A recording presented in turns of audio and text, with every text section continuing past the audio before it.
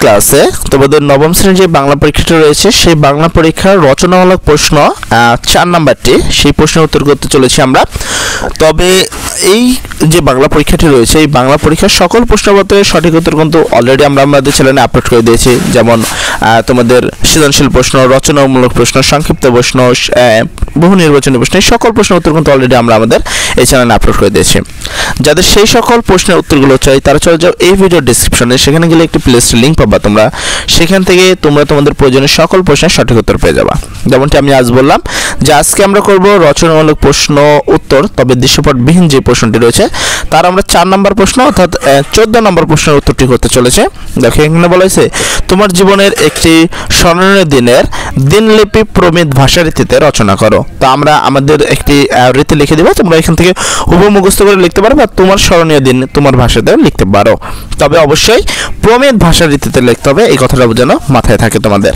তবে আরেকটা কথা, এখানে দেখো প্রশ্নের শুরুতে কিন্তু একটি ছোট্ট কথা লেখা রয়েছে যেটা আমি তোমাদের অবশ্যই বুঝিয়ে দিতে চাবো, কেননা তোমরা পরীক্ষা কেন্দ্রে যেন কোনো ভুল না করো এবং সম্পূর্ণ মার্ক এবং সর্বোচ্চ মার্ক অর্জন করো। এখানে বলেছে রচনামূলক প্রশ্ন, দৃশ্যপটবিহীন প্রশ্ন, যে কোনো 3টে প্রশ্নের উত্তর দাও। অর্থাৎ এখানে রয়েছে তো কিন্তু 5টা, 11, 12, 13, 14, 15 5টে প্রশ্ন রয়েছে। এর মধ্যে তোমাকে ভুলেও 4টে প্রশ্নের বা 5টে প্রশ্নের উত্তর করা যাবে না, যে কোনো 3টে প্রশ্নের উত্তর করলে কিন্তু হয়ে যাবে। আশা করি তোমরা কথাটা বুঝতে পেরেছো। তো চলো এবারে প্রশ্নের উত্তরটি দেখে নেওয়া যাক। জীবনের একটি স্মরণীয় দিন কাটিয়েছিলাম শিক্ষা সফরে। নিচে এই দিনটি নিয়ে প্রমিত ভাষারীতিতে একটি দিনলিপি নিচে লেখা হলো। এবার এই যে দিনলিপিটা রয়েছে এটা লেখার শুরুতেই অনেকের মাথায় প্রশ্ন আসতে পারে যে এই দিনলিপিটা আসলে কি আমরা 1 পেজে লিখবো না তার চেয়ে বেশি লিখবো। সেক্ষেত্রে আমি তোমাদের প্রশ্নটা দেখাতে চাই।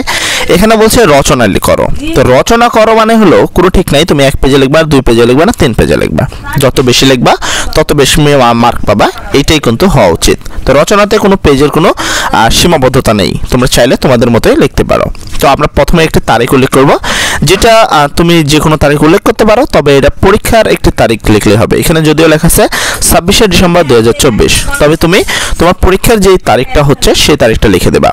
রাত 11:20 দীক্ষণতা ঢাকা, মানে তুমি সহজ কথা হলো তুমি তোমার যেদিন পরীক্ষা দিচ্ছ সেদিন লিখবা।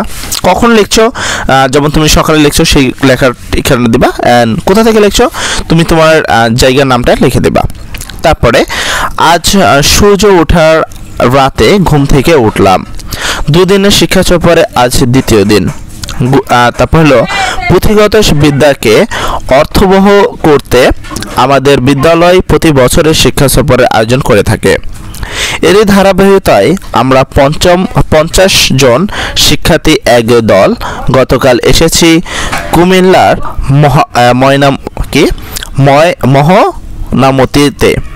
গত বছর আমাদের প্রতিষ্ঠান থেকে এক দল গিয়েছিল বাংলাদেশের লোকশিল্প জাদুঘর সোনারগাঁয়ে। আজ সকালে আমরা ময়নামতি পাহাড়ি অঞ্চলগুলোতে অনেকাংশ ঘুরে দেখলাম। এখানকার অপূর্ব সৌন্দর্য, প্রাকৃতিক সৌন্দর্য আমাদেরকে মুগ্ধ করেছে। এখানে আমরা অনেক ছবি তুলেছি। এরপর আমরা গেলাম বৌদ্ধ বিহার ও বৌদ্ধ যুগের গুরুত্বপূর্ণ ঐতিহাসিক নিদর্শন দেখতে। এখানকার মূল্যবান প্রত্নতাত্ত্বিক নিদর্শন দেখে আমরা অভিভূত হয়েছি। এখানকার বিভিন্ন বস্তু সম্পর্কে নানা তথ্য সংগ্রহ করেছি। সেগুলো বিদ্যালয়ে বার্ষিকীতে প্রকাশ করব বলে স্যারকে জানালাম। আমাদের সুশৃঙ্খল ঘোরাফেরা, বিভিন্ন বিষয় সম্পর্কে জানার আগ্রহ দেখে শিক্ষকরাও আনন্দিত। এখানে দেখে শেখার আনন্দ আমরা নতুন করে উপলব্ধি করলাম। বাংলাদেশের সম্পৃক্ত ইতিহাস ও ঐতিহ্য একজন অভিজ্ঞ মানুষের আমাদের মনের সীমানাকে আরও প্রসারিত করবে।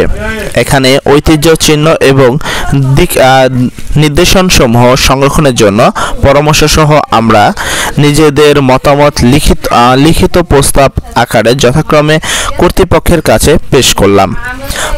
প্রস্তাব পেশ করায় আমাদের এই পরিকল্পনাতে তারা স্বাগত জানালেন। এভাবে সারাদিন আমাদের আনন্দেই কাটলো।